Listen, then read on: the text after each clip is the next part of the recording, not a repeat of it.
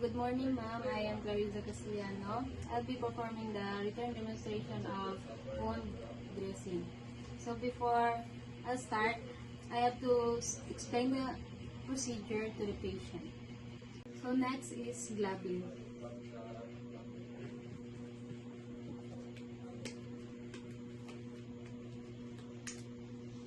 So these are the materials that are needed.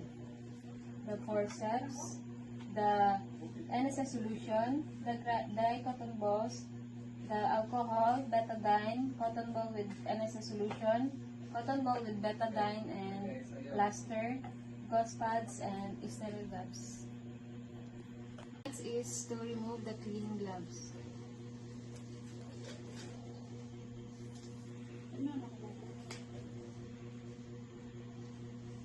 So before wearing the sterile gloves, you have to step back away from the patient.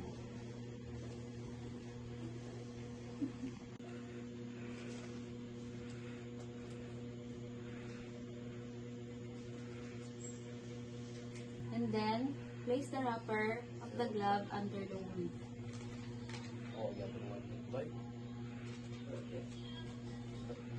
So next is to dry it with dry cotton ball in a circular motion.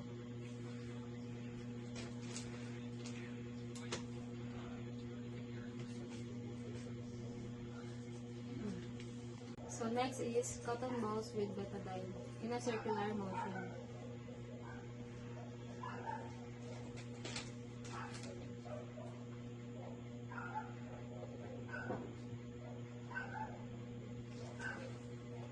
And then put the gauze pad in the center of the wound.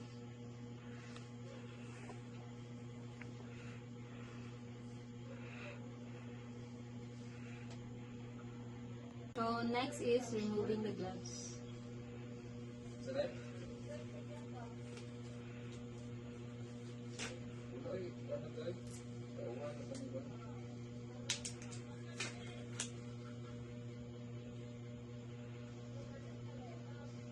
And then apply plaster center and side to side.